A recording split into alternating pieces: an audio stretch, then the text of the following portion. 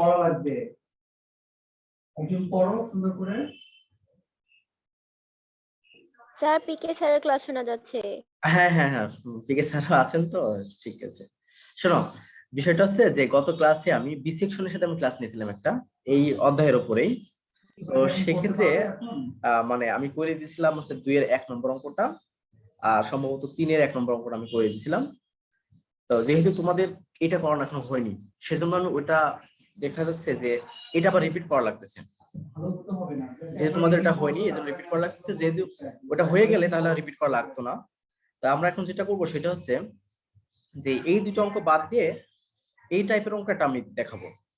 দেখো খেয়াল করো, আমি যদি এখন 4 নম্বর অঙ্কটা দেখাই, একটু তোমরা বই খুলে দেখো 6.1 এর, সেটা ছিল 2 এর 4 নম্বর অঙ্কটা, যে একটা উপকেন্দ্র দিয়ে আছে, একটা শীর্ষ দিয়ে আছে, সেক্ষেত্রে প্যারাবোলার অক্ষ ও নিয়ামক রেখা সমীকরণ বের করো।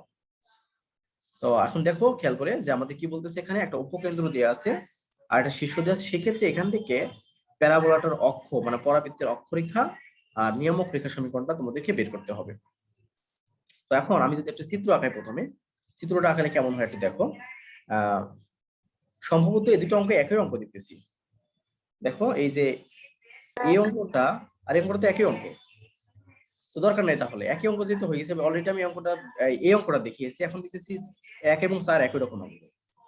তা আমরা ওইটা না করে আমি যদি 3 নম্বর অঙ্কটা দেখাই, কি বলতেছে যে প্যারাবোলার উপকেন্দ্র 0 0 দিয়ে আছে, শীর্ষবিন্দু দিয়ে আছে, তার নিয়ামক রেখা সমীকরণ বের করো। তো যেহেতু শুধু নিয়ামক রেখা বের করতে বলছে, অক্ষরেখা বলেনি, আমরা এক্সট্রা ভাবে অক্ষরেখা সমীকরণটা বের করব, কারণ আমাদের লাগবে। যখনই নিয়ামক রেখা সমীকরণটা বের করতে চাচ্ছি, তাহলে আমাদের এখানে অবশ্যই অক্ষরেখা সমীকরণটাকে বের করা লাগবে। দেখো কেন লাগবে সেটা তোমাদের ব্যাখ্যা আমি দিয়েছি, খেয়াল করে দেখো। যদি আমি প্রথমে চিত্রটা আঁকিয়ে নিই, তাহলে কি আছে যে প্রথমে আমি চিত্রটা আঁকাবো X X prime Y Y prime. তো দেখো এখানে শীর্ষবিন্দু কি দেওয়া আছে বলতেছে 0 0। তোমাদের কাছে যেটা সরি শীর্ষবিন্দু 0 0 না, আমি 3 নম্বরতে করাচ্ছি নাকি, 3 নম্বর না, হ্যাঁ 3 নম্বর। উপকেন্দ্র আছে 0 0 আর শীর্ষবিন্দু -2 -1 -2 -1। তো এখন দেখো তাহলে -2 -1 কোন দিকে হয়, এদিকে -2 নিলাম আর এদিকে আমরা -1 নিলাম, মনে করো। তাহলে এই পয়েন্টটা আমি বলতেছি যে -2 -1, এটা কি বলো, এটা আমাদের হচ্ছে শীর্ষবিন্দু। আর উপকেন্দ্র যেটা বলতেছে 0 0, এটা হচ্ছে উপকেন্দ্র হবে। তাহলে পরাবৃত্তর আকৃতিটা কেমন হবে, দেখো তো এরকম হবে না? দেখো তো বুঝো কিনা, তাহলে পরাবৃত্তটা এরকম স্টাইলের হবে না? দেখো না বুঝতে আমাকে বলো। এটা হচ্ছে শীর্ষবিন্দু, তাহলে এটা হচ্ছে উপকেন্দ্র, উপকেন্দ্র 0 0, তাহলে পরাবৃত্তটা আমাদের হবে এরকম। তাহলে এখানে অক্ষরেখা কোনটা হবে, অক্ষরেখা দেখো হবে এইটা। তোমরা কি বুঝতে পারছো, এটা হচ্ছে অক্ষরেখা হবে, এটা হচ্ছে অক্ষরেখা। দেখো তো বুঝতে পারছো কিনা, মানে চিত্রটা আমি প্রশ্ন অনুসরণ করে চিত্রটা আঁকলাম প্রথমে। এটা হচ্ছে উপকেন্দ্র মানে এস, সেটা ছিল 0 0। তোমরা কি এটা বুঝতে পারলে বলো তো আমাকে? জি স্যার। তাহলে আমরা কি করলাম, প্রথমে শীর্ষবিন্দু দেওয়া ছিল -2 -1, সেই মানটা বসালাম, তারপর দেওয়া ছিল উপকেন্দ্র 0 0, এইভাবে করে একটা আমি পরাবৃত্ত আঁকলাম। এখন আমরা জানি যে যেই রেখাটা উপকেন্দ্র দিয়ে যায় তাকে বলি আমরা অক্ষরেখা, তাহলে আমাদের অক্ষরেখা এটা হবে। এখন তোমরা মনে করতে পারো যে স্যার আপনি তো এর আগে শিখিয়েছিলেন অক্ষরেখা তো এরকম হয়, মানে আমি দেখাই তোমাদের। তুমি যে মনে করতে পারো স্যার অক্ষরেখা তো আসলে এরকম যদি হয়, অক্ষরেখা তো এটা হয়, মানে এক্স অক্ষের বরাবর। হ্যাঁ এক্স অক্ষ বরাবর হয়। তা আপনি তো আজকে আবার অন্যরকম ভাবে আঁকলেন, আমাদের প্রশ্ন লাগতেই পারে। খেয়াল করে দেখো, আমাদের শিখতে হবে আসলে অক্ষরেখার সংজ্ঞাটা কি। অক্ষরেখার সংজ্ঞাটা হচ্ছে অক্ষরেখা হচ্ছে যে রেখাটা উপকেন্দ্র দিয়ে যাবে তাকেই বলবো আমরা কি অক্ষরেখা। কথা কি বুঝতে পেরেছো? যে রেখাটা হচ্ছে উপকেন্দ্র দিয়ে যাবে সেটাই আমাদের বলবো কি অক্ষরেখা। কথা কি বুঝতে পারলাম? তাহলে যেহেতু এই রেখাটা যেতেছিল এইটা দিয়ে, তার মানে এটা ছিল আমাদের অক্ষরেখা। এখন কথা হচ্ছে যে এখন যেহেতু এই যে উপকেন্দ্র এটা, শীর্ষবিন্দু এটা, তাহলে এই বরাবর যাচ্ছে যে রেখাটা, তো সেই রেখাটা হবে অক্ষরেখা। কথা কি বুঝতে পেরেছো? ওকে, এখন মনে আছে তোমাদের দ্বিঘাক্ষ রেখাটা কোন দিকে থাকে, তোমরা কি বলতে পারবে? স্যার বাম দিকে থাকবে না দ্বিকক্ষরেখা? দ্বিকক্ষরেখা বাম দিকে থাকবে, ভেরি গুড। দেখো কেন থাকবে, কারণটা দেখো, আমাদের এখানে যদি পরবর্তী এরকম স্টাইলে হতো তাহলে আমাদের শীর্ষবিন্দু যদি এটা হয়, দ্বিকক্ষরেখায় আসলে এটা দ্বিকক্ষরেখাটা আসলে অক্ষরেখার উপর লম্ব হয়, অক্ষরেখার উপরে লম্ব হয়। দেখো এই যে অক্ষরেখা যদি এটা হয় তাহলে দ্বিকক্ষরেখা অবশ্যই এটা হবে, কারণ অক্ষরেখার উপর লম্ব। কথা কি বুঝতে পেরেছো? অক্ষরেখার উপর লম্ব। তাহলে একটু খেয়াল করে দেখো, এটা যদি অক্ষরেখা হয়, এর উপর লম্ব রেখা যদি আমি একটু আঁকার চেষ্টা করি, দেখো বুঝো কিনা। ধরে নিলাম এটা, তাহলে বলো তো আমাকে, তাহলে এটা কি আমাদের এখানকার ই হবে না, বলো, এম জেড এম প্রাইম, তাহলে তো এটাই আমাদের এখানকার দ্বিকক্ষরেখা হবে। দেখো বুঝতে পারছো কিনা, না বুঝতে হলে আমাকে বলো। এটাই আমাদের দ্বিকক্ষরেখা হবে। তাহলে আমাদের এখন এটাই বের করতে বলতেছে, যেটা রেখা বের করো। তবে এখানে অক্ষরেখা বের করতে বলিনি, তবে আমরা অক্ষরেখাটা আমরা বের করব, বুঝতে পেরেছো? এখন খেয়াল করে দেখো, আমাদের কিন্তু এখানে সরলরেখার বিষয়গুলো খুব কাজে লাগবে, সরলরেখার বিষয়গুলো খুব কাজে লাগবে। এখন আমরা যে পরাবৃত্তের যে সংজ্ঞা অনুসারে একটা বিষয় জানি, আমি যদি চিত্রটা আবার এখানেও দিই, আবার আঁকি, দেখো এমন ছিল না যে এটা যদি এম হয়, এটা যদি এস হয়, এটা যদি পি হয়, যে কোনো একটা বিন্দু পি ধরলাম, আমরা কি লিখতাম বলো তো? এসপি ইকুয়াল টু পিএম লিখতাম না? এসপি ইকুয়াল টু পিএম নাকি মনে আছে? পরাবৃত্তের সংজ্ঞা এসপি ইকুয়াল টু পিএম লিখতে পারতাম কিনা? ওকে, তাহলে এখান থেকে এটুকের যে দূরত্ব, এখানকার এটুকের দূরত্ব সমান না? জি স্যার। তাহলে উপকেন্দ্র থেকে শীর্ষবিন্দু যে দূরত্ব পাবো আমরা, এই শীর্ষবিন্দু থেকে দ্বিকক্ষরেখার এই পাদবিন্দু দূরত্ব তাই পাবো না? জি স্যার। ওকে, তাহলে বুঝতে পারছো, তাহলে এটুকের দূরত্ব আর এটুকের দূরত্ব সেম, ঠিক এরকম এই সংজ্ঞা অনুসারে করলে। এখন যদি আমি এই জেড এর স্থানাঙ্ক বের করতে চাই, কিভাবে বের করতে পারবো, কেউ আমাকে বলতে পারবে? মানে এটা জানা আমাদের, এটা তো জানা, এই বিন্দুটা অজানা, এই বিন্দুটা আমাদের অজানা, আর এই বিন্দুটা কিভাবে বের করবো? আমরা এটা জানি যে এটুকের দূরত্ব এটুকের দূরত্ব সমান, বলো কত? আলফা বিটা ধরে। হ্যাঁ, আলফা বিটা ধরে তো পড়বো, মানে প্রসেসটা কি সেটা আমি জিজ্ঞেস করতেছি। দেখো ভাবের সাথে আইনটি কেন হলো, কারণ হচ্ছে এখানে প্রিপজিশন রয়েছে না। খেয়াল করো, বিষয়টা হচ্ছে যেহেতু এই বিন্দুটা আর এই বিন্দুটার মধ্যবিন্দু হচ্ছে এই বিন্দুটা, তাই না? এই বিন্দু এবং এই বিন্দুর মধ্যবিন্দু হচ্ছে এই বিন্দু, তাহলে এই বিন্দু এবং এই বিন্দু যোগ করে যদি 2 দিয়ে ভাগ করি তাহলে এই বিন্দুটা পাবো না, বলো? যেহেতু এটা মধ্যবিন্দু, তাহলে কি এই বিন্দু এবং এই বিন্দু যোগ করে 2 দিয়ে ভাগ দিলে এই বিন্দু পাবো। তা আমরা এখন যেটা করবো সেটা হচ্ছে আমরা জেড বিন্দুর স্থানাঙ্কটা ধরে নিব, যেটা আছে না, যেটা স্থানাঙ্কটা ধরে নিব। তো ধরি জেড বিন্দুর স্থানাঙ্ক আলফা বিটা, ধরি জেড এর স্থানাঙ্ক, দেখো ধরলাম হচ্ছে আলফা কমা বিটা ধরে নিলাম। তাহলে এখন কি বললাম, এই বিন্দু এবং এই বিন্দু যোগ করে 2 দিয়ে ভাগ করলে এই বিন্দুটা পাবো। তো দেখো তাহলে আলফা যোগ 0/2, দেখো এক্স এর মান এটাও, এক্স এর মান এটাও, মানে এটা ভুজ এটা ভুজ, বাই 2 ভাগ করলে কি হবে, এখানকার -2 হবে। দেখো বুঝো কিনা। আবার বিটা প্লাস 0/2 ইকুয়াল টু -1 হবে। দেখো তো বুঝো কিনা, যেহেতু বলতেছি এই বিন্দুটা আমাদের মধ্যবিন্দু, তাহলে এই বিন্দু এবং এই বিন্দু যোগ করে 2 দিয়ে ভাগ দিলে মধ্যবিন্দুটা পাবো। কথা কি বুঝতে পারলা এটা? সবাই কথা বলো। ওই ওকে, এখন তাহলে এখান থেকে আমরা আলফা ইকুয়াল টু তাহলে বলতে পারি এটা পাশে দিলে -4 আর বিটা ইকুয়াল টু লিখতে পারি কি -2। তাহলে আমি এখান থেকে সুতরাং বললাম, সুতরাং হচ্ছে জেড এর যে স্থানাঙ্কটা সেটা কত পেলাম, একটা আছে -4 আর একটা আছে -2। বাকি এটা এই পর্যন্ত ক্লিয়ার হইছো? একদম অল্প বয়সে after coming back from India. G sir. তাহলে আমরা এখান থেকে উপকেন্দ্র পেয়ে গেছি। উপকেন্দ্র আগে জানা ছিল আমাদের, এটা শীর্ষবিন্দু, এটা এ, এটাও জানা ছিল, জেডটা বের করে নিলাম। এখন আমাকে বলো তো, তোমরা যখন সরলরেখা শিখেছিলা, সরলরেখার ক্ষেত্রে একটা সূত্র ছিল না, বলো? আমি যদি একটু দেখানোর চেষ্টা করি, যে সূত্রটা আমি যদি এখানে দেখাই, সূত্রটা কেমন ছিল বলো তো? যে যদি দুইটা পয়েন্ট দেওয়া থাকে, মনে করো x1 আর y1 একটা পয়েন্ট, আর x2 আর y2 একটা পয়েন্ট, দুইটা পয়েন্ট, মনে করো এই পয়েন্ট এখানে দিলাম, একটা এখানে দিলাম। এখন যদি এদের রেখা তৈরি করি আমি, মানে এই সংযোগ রেখা তৈরি করে, এটা এ মানে এটা এ আর এটা হচ্ছে বি। এখন এদের যদি সংযোগ রেখার সমীকরণ বের করতে চাই তাহলে সূত্রটা কি ছিল মনে আছে? দুইটা পয়েন্ট আছে, একটা পয়েন্ট বি একটা পয়েন্ট, যার স্থানাঙ্ক দিয়েছি এটা একটা এটা একটা, তাহলে এই রেখার সমীকরণটা কি হবে? স্যার বলতে পারবে? x plus x1 না x divided by বলতেছো x প্লাস না, আসলে ছিল হচ্ছে x minus x1 by x2 minus x1 equal to y minus y1 by y2 minus আছে y1। দেখো বুঝতে পারছো কিনা? এটা ছিল। তাহলে আমরা এখান থেকে একটা বিষয় দেখলাম যে আসলে যদি দুইটা পয়েন্ট দেওয়া থাকে তাহলে দুইটা পয়েন্টের যে সংযোগ রেখাটা তার সমীকরণটা বের করার সূত্র হচ্ছে আমাদের এটা। সরলরেখা থেকে শিখে আসছো, বুঝতে পেরেছো এটা? একটা কথা বলো, না হলে আমি বুঝতে পারবো না তুমি বুঝতে পারছো কিনা আসলে। জি স্যার।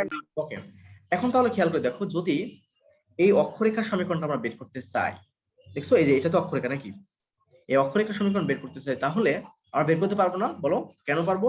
কারণটা হচ্ছে দেখো এই অক্ষরেখাটা এই বিন্দু এবং এই বিন্দুগামী, তা দুইটা বিন্দু দিয়ে থাকলে তাহলে তো অবশ্যই অক্ষরেখার সমীকরণটা বের করতে পারবো। কার সাহায্যে? এই সূত্রের সাহায্যে, নাকি কি বুঝতে পেরেছো? তাহলে আমরা এখান থেকে যে অক্ষরেখা যেটা আছে তার সমীকরণটা বের করতে কিন্তু আমরা পারবো। কেন পারবো? কারণ এখানে দুইটা পয়েন্ট দেওয়া আছে, একটা পয়েন্ট তিনটা পয়েন্ট দেওয়া আছে, তবে আমরা এই দুইটা পয়েন্ট নিয়ে কাজ করবো। একই কথা, তুমি এটা নিয়ে কাজ করলে একই হতো। তো এই পয়েন্টটা যদি দেওয়া আছে আমাদের, তাহলে এই দুইটা বিন্দুগামী তো অক্ষরেখা সমীকরণ, তাহলে এই রেখা সমীকরণটা আমরা বের করতে পারবো। কোন সূত্র দ্বারা? এই যে এই সূত্র দ্বারা। দেখো তো বুঝতে না, তাহলে বুঝতে পেরেছো কি? জি স্যার ওকে, তাহলে আমরা হ্যাঁ প্রশ্ন বলো, কি কেউ কিছু বললে? তাহলে এখন দেখো এখানে আমি চিত্রটা উপরে রাখছি যেন তোমাদের বোঝার সুবিধার্থে। তাহলে আমি লিখতে পারি কি 0 0 ও -2 -1 বিন্দুগামী অক্ষরেখা সমীকরণ, তাই না? বলো 0 0 এবং -2 -1 বিন্দুগামী অক্ষরেখা সমীকরণ আমরা এখন বের করব। দেখো তাহলে আমি একটু লিখতে চাচ্ছি এখানে 0 0 ও -2 -1 বিন্দুগামী অক্ষরেখা সমীকরণ, অক্ষরেখার সমীকরণ। সেটা কি দেখো? সেটা হচ্ছে আমরা কি বলতেছি x - x1, এটা জানো x1 y1 x2 y2, তোমরা এটা জানো, যেটা হচ্ছে x1 হয় এটা y1, এটা হচ্ছে x2, এটা হচ্ছে y2। তাহলে আমাদের সূত্রটা কি x - x1, x - x1 মানে 0 বাই x2 - x1, তাহলে -2 -0 ইকুয়াল টু y - y1 অর্থাৎ 0 -1 -0। দেখো তো বুঝো কিনা এই বিষয়টা? জি স্যার। ওকে, তাহলে আমরা এখান থেকে অক্ষরেখা সমীকরণ তাহলে বের করতে যাচ্ছি আমরা এখানে। তাহলে কিভাবে করব? x থেকে 0 বাদ দিলে x বাই হচ্ছে -2 ইকুয়াল টু y বাই -1। তো এখন তাহলে এখান থেকে যদি তুমি ক্যালকুলেশন করে নাও তাহলে কি হয়? ক্যালকুলেশন করে নিলে তোমার -x -2y, সরি মানে +2y হয়, এই পাশে আসলে ইকুয়াল টু 0। দেখো বুঝো কিনা? মানে ওই পাশে তো মাইনাস হবে, এই পাশে প্লাস হয়ে যাবে। তাহলে এখান থেকে আমরা লিখতে পারি কি x - 2y ইকুয়াল টু 0। এটা আমরা কি পেলাম বলো তো? অক্ষরেখা সমীকরণ পেলাম। তোমরা কি বিষয়টা বুঝতে পারলাম? জি স্যার। ওকে, জি স্যার। তাহলে আমাদের এটা এখন যেটা বের হলো সেটা কার রেখা বের হলো? এই যে এখানকার যে অক্ষরেখাটা যেটা দেখতেছো এই রেখাটা বের হলো। এখন আমরা বিষয়টা জানি যে দেখো আমাদের কিন্তু এখানে তোমরা খেয়াল করে দেখবে সরলরেখা যে সূত্র থেকে শিখে আসছো, মূল বিন্দুগামী যদি হয় সেক্ষেত্রে রেখা সমীকরণটা কিন্তু y = mx, মানে সিটা থাকে না। দেখো এই যে ইকুয়েশনটা দেখতেছো, এই ইকুয়েশনটা কিন্তু কোনো সি নাই, মানে কনস্ট্যান্টের কোনো টার্ম নাই, আছে কি বলো? এখানে কিন্তু কনস্ট্যান্টের কোনো টার্ম নেই। কেন নাই? কারণটা হচ্ছে এটা হচ্ছে মূল বিন্দুগামী। আমাদের অক্ষরেখাটা চিত্রের দিকে তাকালে দেখবে আমাদের অক্ষরেখা কিন্তু মূল বিন্দুগামী হয়ে গেছে, মূল বিন্দুগামী। সে মূল বিন্দুগামী যদি হয় আমরা জানি মূল বিন্দুগামী সরলরেখার সমীকরণ সেটা হচ্ছে y = mx। তবে এখানে কোনো সিথা নেই। দেখো এই যে ইকুয়েশনটা আমরা পেলাম সেই ইকুয়েশনটা কিন্তু সি নাই, আছে কি বলো? এখানে নেই। না স্যার। ওকে, কারণ দেখো মানে বিষয়টা সরলরেখা কিন্তু খুব কাজে লাগবে আমাদের এখানে।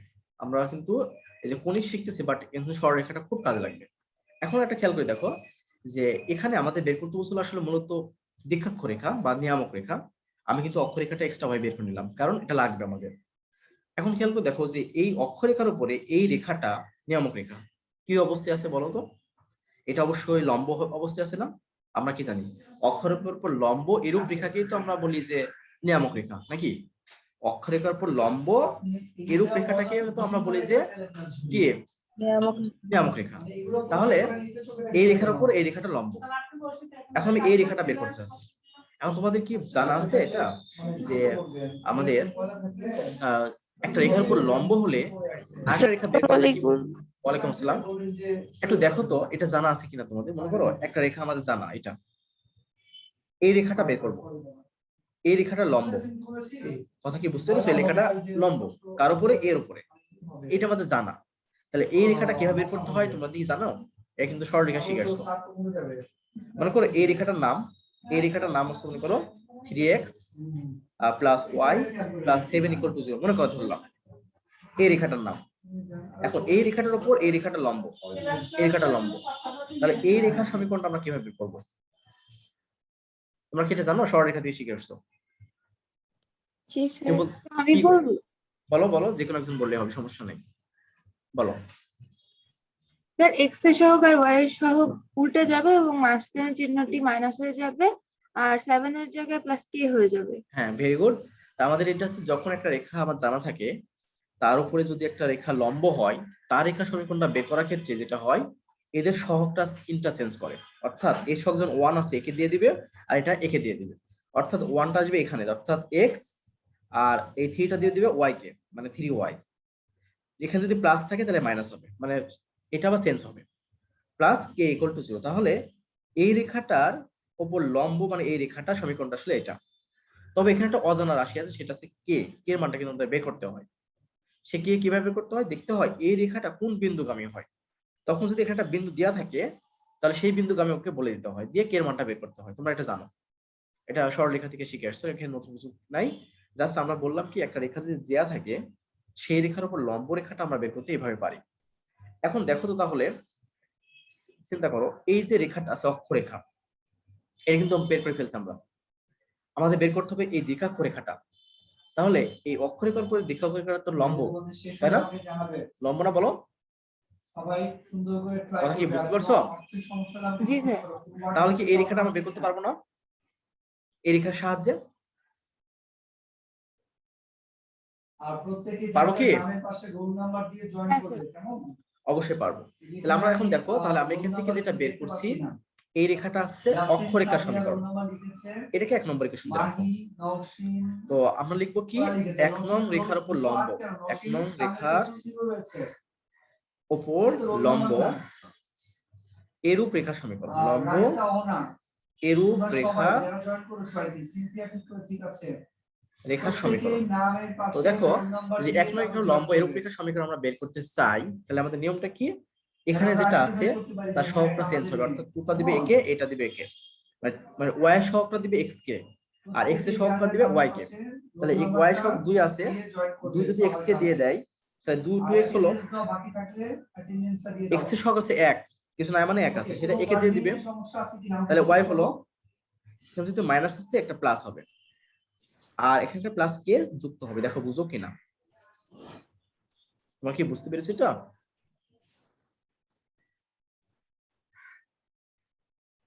হ্যাঁ বলো, রাফিয়া চৌধুরী। হ্যাঁ বলো। জি স্যার। ওকে, এখন খেয়াল করে দেখো এখানে কে এর মানটা আমাদের অজানা না, বলো। মানে আমি তোমাকে এই যে মাত্র দেখাই আসলাম যে একটা রেখার উপর, হ্যাঁ আফিয়া চৌধুরী তুমি বলো কি বলে, বলো। ওকে ঠিক আছে, তাহলে দেখো সিনসিয়ারিটি। হ্যাঁ আফিয়া চৌধুরী আমাকে বলো। সিনসিয়ারিটি মানে হচ্ছে আন্তরিকতা। তোমার কথা তো আসলো না আসলে, আমি কিছু তো বুঝতে পারলাম। অন্যরা কি শুনতে পেরেছো? পরিশ্রম অর্থ মিন করা যায়, না স্যার। জি স্যার। তাকে মিন করা যায়। তুমি একটু বলো তো আবার কি প্রশ্ন করতে চেয়েছিলা? বেস্ট ওয়ে সফলতা অর্জন করার। One can go a long way. একজন ব্যক্তি না কথা আসতেছে না। যাই হোক আমি কথা শুনতে পারতেছি না, মানে এটা বলতে হতে পারে বা তোমাদের কি রোল দিছে 429 রোল তো আমাদের নেই। স্যার ও হয়তো আমাদের ক্লাসের বাইরে। যে মানুষরা তাদের কাছে আমাদের এখানকার না। না স্যার, আমাদের 420 পর্যন্ত। সেটা তো কথা, তা কি ওটা? কিভাবে তাহলে বলতো? 416 অবধি আমাদের।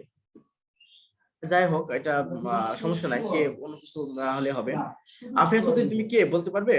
of making an আসলে activity তুমি একটু success, যদি বলতে। যে মানুষটা আন্তরিক সে নিশ্চিতভাবেই যে কোনো কিছুতে সফল হ্যাঁ, তুমি করবে, কথা বলতে চাইতেছো, বাট তুমি কথা সফলতা শুনতে পারতেছি না আমরা। যাই হোক, করবে। আমরা অঙ্কে যাই, সময় বেশি থাকবে না, অঙ্ক শেষ হবে না। The great men দেখো, are also তাহলে আমরা sincere. এখান থেকে কি দেখলাম, যে একটা রেখা যদি দেওয়া থাকে তার উপর লম্ব রেখা সমীকরণটা বের করতে পারি এইভাবে। কেন বের করলাম এটা? কারণটা হচ্ছে দেখো, অক্ষরেখার উপর আমরা যদি আবার দেখেন একটু, এটা ছিল অক্ষরেখা, তার উপর কিন্তু এটা ছিল লম্ব। তাহলে কিন্তু এই রেখাটা যদি বের করে ফেলছি আমরা, সেক্ষেত্রে আমরা এটা বের করতে অবশ্যই পারবো। কিভাবে? লম্বের সূত্র দ্বারা। তা আমি এটা বের করলাম। এখন কি একটু খেয়াল করে দেখো, কে কিন্তু এখন অজানা হয়ে আছে, কে এর মানটা কিন্তু এখন অজানা। তো তোমাদেরকে আমি একটু বললাম কে এর মানটা বের করা যায়, কিভাবে বের করা যায়, সেটা হচ্ছে এই রেখা দেখতে হয় কোন বিন্দুগামী হয়, এই রেখাটা দেখতে হয় কোন বিন্দুগামী হয়। এখন খেয়াল করে দেখো যে এই রেখাটা কিন্তু দেখো এই জেড বিন্দুগামী, জেড বিন্দুগামী। এখন বিষয়টা এই জেডটা আমরা কিন্তু বের করে নিলাম, জেডটা কিন্তু বের করে নিছি এর আগে, দেখছো খেয়াল করে, জেড কিন্তু আমরা বের করে নিছি, এই যে জেড -4 -2। তোমরা কি কথা কি বুঝতে পারছো এটা? আমরা কিন্তু জেড এর মানটা -4 -2 কিন্তু বের করে নিলাম। তা আমরা এখন কি বলতে পারি না যে তাহলে এই রেখাটা -4 -2 বিন্দুগামী? বলো তো। তাহলে আমি বলতে পারি কি এই রেখাটা অবশ্যই, যে 2 নম্বর ইকুয়েশন দিয়ে, -4 -2 বিন্দুগামী। তোমরা কি সেটা বুঝতে পারলে? কিন্তু দেখো জেড বিন্দুগামী রেখাটা না, জেড বিন্দু তো বের করে নিলাম, সেটা কত? -4 -2। তাহলে আমি এখান থেকে লিখতে পারবো যে 2 নং রেখাটি যারা সিনসিয়ার নয়, পেরেছো এটা? কি -4, -2 বিন্দুগামী। দেখো তো বুঝো কিনা এটা, -4 -2 বিন্দুগামী। তাহলে এই পয়েন্টটা তাহলে বিন্দুগামী যদি হয়, তাহলে এই পয়েন্টটা কিন্তু বসিয়ে দেব, কারণ এই বিন্দু দ্বারা সে স্যাটিসফাই হবে। তো বিন্দু যদি বসিয়ে দেয়, এটা ভুজের মান, এটা কোটির মান, মানটা বসিয়ে দিলে তাহলে -8 -2 প্লাস k = 0। দেখো এখান থেকে আমরা k এর মানটা আমরা 10 পেয়ে গেলাম, 10 পেয়ে গেলাম। তাহলে k এর মানটা আমি বসিয়ে দিব, k এর মানটা এখানে বসিয়ে দিলেই আমাদের দেখো এখানকার নিয়ামক রেখা সমীকরণটা পেয়ে যাব, বা দ্বিঘাত রেখা সমীকরণটা পেয়ে যাব। তাহলে আমরা লিখবো, সুতরাং নিয়ামক রেখা সমীকরণ, নিয়ামক রেখার সমীকরণ, সেটা কি দেখো, সেটা হচ্ছে 2x + y + 10 = 0। এটা আমাদের আনসার। দেখো বুঝতে পারো কোনো সমস্যা আছে কিনা আমাদের?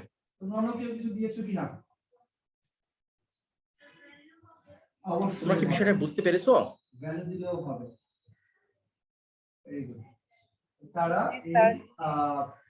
হ্যাঁ অনন্যা, তুমি কি বুঝতে পারতেছো?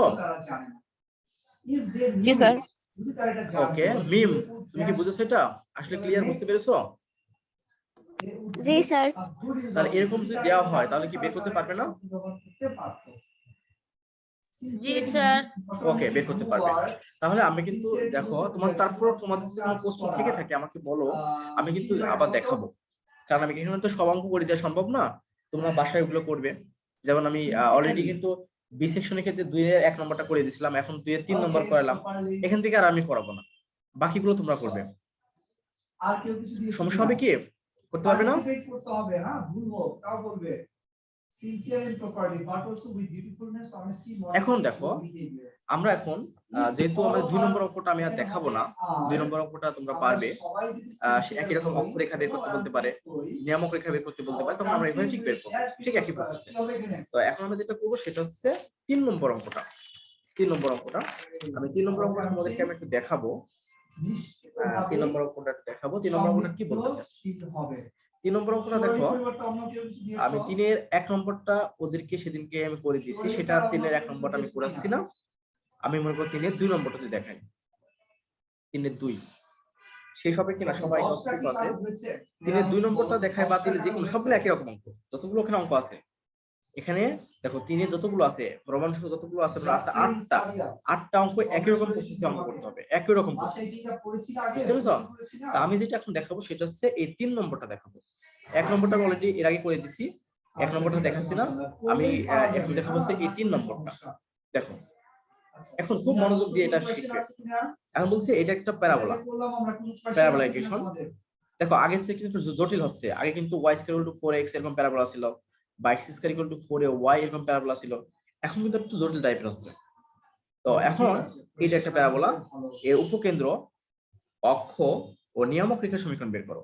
ঠিক একই রকম ভাবে আমরা যখন 1 নম্বর অঙ্কটা করছিলাম যেভাবে উপকেন্দ্রের স্থানাঙ্ক, শীর্ষবিন্দু, উপকেন্দ্রের লম্বের দৈর্ঘ্য, নিয়ামক রেখার সমীকরণ, ঠিক একই রকম ভাবে এটাও একই। 1 নম্বরটা 3 নম্বরটা সেম অঙ্ক, শুধু 1 আর 3 না আরো কিছু অঙ্ক আছে সেম অঙ্ক। 3 নম্বর অঙ্কটা একই অঙ্ক, জাস্ট একটু আইটেমটা আলাদা বা ইকুয়েশনটা একটু অন্যরকম, সেজন্য এটা তোমাদেরকে একটু দেখাবো।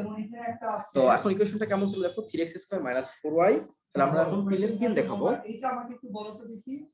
3 এই লেটারটা কি লেখা আছে, 3x² - 4y plus 6x minus 5 plus 6x minus 5 equal to 0।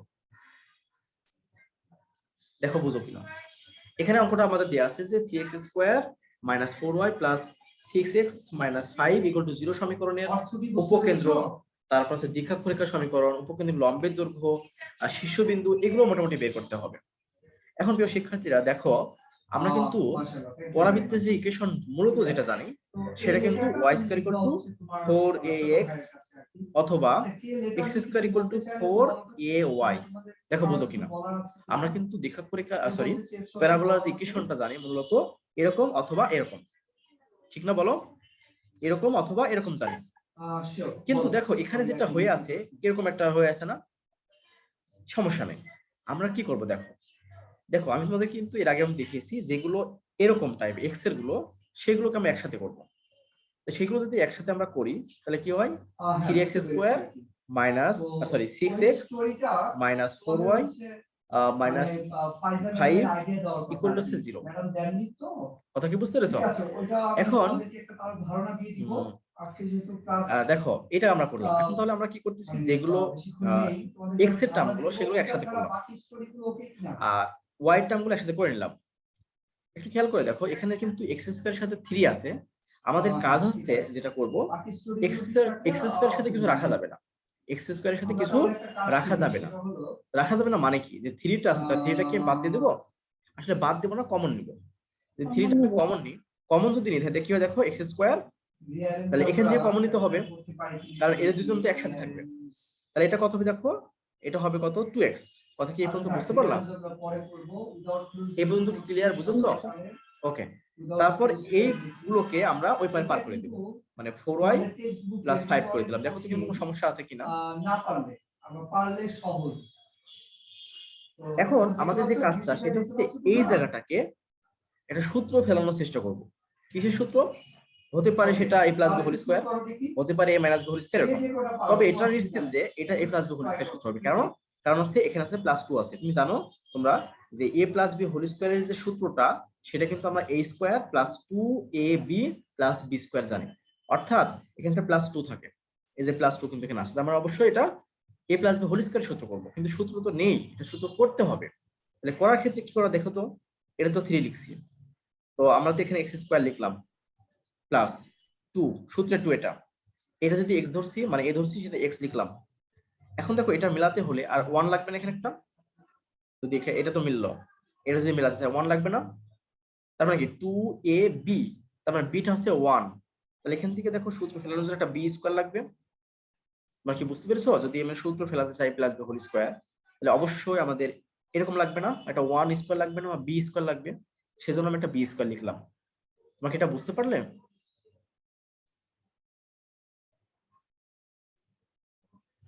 G sir. Okay G sir. ওকে, এখন খেয়াল করে দেখো, আমি কিন্তু এই 1টা এক্সট্রা ভাবে নিয়ে আসছি। 1টা কিন্তু ছিল না আগে, আগে x² + 2x ছিল, বাট আমি কিন্তু বেশি করে নিয়ে আসলাম কি করার জন্য, এটা সূত্র ফেলানোর জন্য। তাহলে অবশ্যই ব্যালেন্স করতে হবে, ব্যালেন্স করার জন্য অবশ্যই এটাকে মাইনাস দিয়ে ব্যালেন্স করতে হবে নাকি, তাই না? ইকুয়াল টু, দেখো এখানে যা আছে আমরা তাই লিখলাম। তোমরা কি বুঝতে পেরেছো এই পর্যন্ত? এই যে 1টা বেশি লিখছিলাম, ব্যালেন্স করার জন্য -1 করলাম। জি স্যার, বুঝেছি। বুঝেছো? এখন বিষয়টা হচ্ছে যে এখান থেকে এটুকু তো সূত্র পড়ে একটা নাকি, এখান থেকে এটুকু একটা সূত্র পড়ে, কি সূত্র পড়ে, a plus b whole square অর্থাৎ x plus 1 হোল স্কয়ার। তাহলে এখান থেকে আমরা 3 যখন নিব, এটা সূত্র পড়বে দেখো x plus 1 whole square minus 1 equal to 4y plus 5। এখন বিষয়টা হচ্ছে এখানে দেখো এই যে -1টা আছে এর সাথে রাখা যাবে না, আমরা ওই পারে পার করব। তাহলে মূলত কেমন আছে দেখো তো, এরকম না, আমি যদি গুণ করে দিই -3 ইকুয়াল টু 4y plus 5, দেখো তো এই পর্যন্ত হয় কিনা, এরকম এরকম হবে না, 3 দিয়ে গুণ করে দিলাম, 3 তে এর সাথে গুণ আছে, এর সাথে গুণ আছে, 3 দ্বারা গুণ করে দিলাম। তাই গুণ করে দেওয়ার পরে তাহলে কি হলো, x plus 1 whole square equal to এই মাইনাস 3 টা ওই পাশে গেলে কি হবে দেখো তো, 4y প্লাস আছে 8 হয়ে যাবে। আমি একবারে করে দিলাম। এখন তোমাদেরকে আমি একটু দেখাইছিলাম ক্লাসে যে এখানে যে y আছে, এখানে যেমন x এর সাথে কিছু রাখা গেল না, y এর সাথে কিছু রাখবো না, y টাকে আমরা সিঙ্গেল করে দেব। তাহলে y টাকে সিঙ্গেল করতে হলে কি করা লাগবে, 4 কমন নিতে হবে না? বলো। আমি কিন্তু 2 ক্লাসে আমি যখন অফলাইনে ক্লাস নিছিলাম তখন কিন্তু বলেছিলাম, যেমন এখানে যখন x এর সাথে কিছু রাখা গেল না, y এর সাথে কিছু রাখা যাবে না। তাহলে y এর সাথে রাখা যাবে না মানে কি, 4টা কমন নিতে হবে। তোমরা কি বুঝতে পারছো? এখন যদি 4টা কমন নিই আমরা, তাহলে কি হবে, y প্লাস 2 হবে না? বলো। আর এই পাশে কি থাকলো, 3 into X plus 1 whole square. আমরা আরেকটু কাজ করবো, সেটা হচ্ছে এত বিস্তারিত এত লেখা লাগে না, তখন যখন বুঝে যাবা তো খুব দ্রুত শেষ করতে পারবা। আমি যেহেতু নতুন বোঝাচ্ছি এটা, সেক্ষেত্রে অবশ্যই তোমাদেরকে বিস্তারিত দেখানো লাগবে। দেখো এই পর্যন্ত তোমরা বুঝতে পারছো কিনা, কোনো সমস্যা আছে কিনা? স্যার পেরেছি। বুঝতে পেরেছো? ওকে।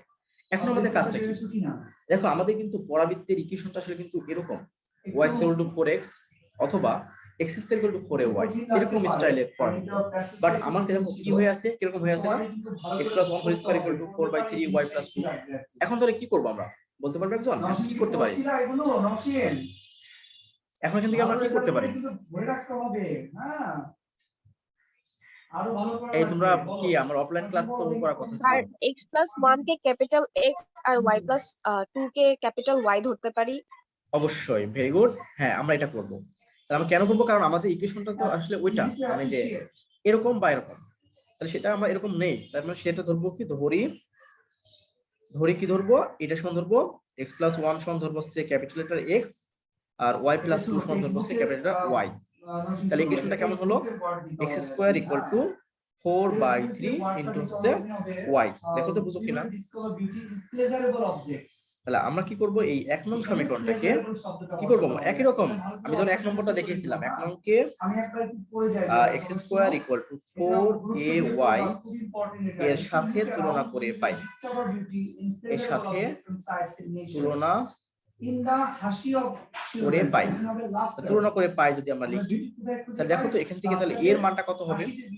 সুতরাং একটু যদিও লেখাটা একটু আমি আরেকটু ভালো লিখলে ভালো হতো, 1/3টা এখানে লিখলে ভালো হতো। আমি এখানে লিখলে দেখো তো বুঝো কিনা, এর মানটা 1/3 হয়, এটা বুঝতে পারো কিনা? ওর সাথে তুলনা করলে এর মানটা 1/3 হয়। স্যার বুঝেছি। যদিও একটু আরেকটু ভালো লিখলে উচিত ছিল আমার, 4টা লিখে 1/3 করা উচিত ছিল। বুঝতে পারছো তো? এরা বুঝতে পারছো না? জি স্যার। এর মানটা পেয়ে গেলাম। এখন বের করতে বলছি কি, দেখো তো আমাদের উপকেন্দ্র। এখন উপকেন্দ্রটা আমাদের কি জানো, মনে আছে উপকেন্দ্রটা? উপকেন্দ্রটা দেখো, এইটা এই পরাবৃত্তটা কি পরাবৃত্ত, এই পরাবৃত্ত আমি যদি গ্রাফে একটু আঁকাই, আমি যদি দেখাই একটু, এই পরাবৃত্তটা এরকম স্টাইলের হবে না?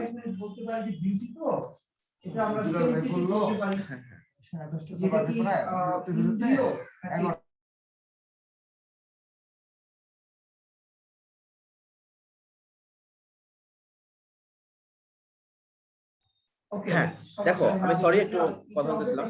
দেখো আমাদের পরাবৃত্তটা, এই পরাবৃত্ত যেটা, সেটা কিন্তু এরকম স্টাইলের হবে, মানে এটাই হবে তা না, এরকম স্টাইলের হবে। কেন হবে? কারণটা দেখো, আমাদের ইকুয়েশনটা কিন্তু এর ইকুয়েশনটা আমরা বলছিলাম x = 4ay। কথা কি বুঝতে পেরেছো?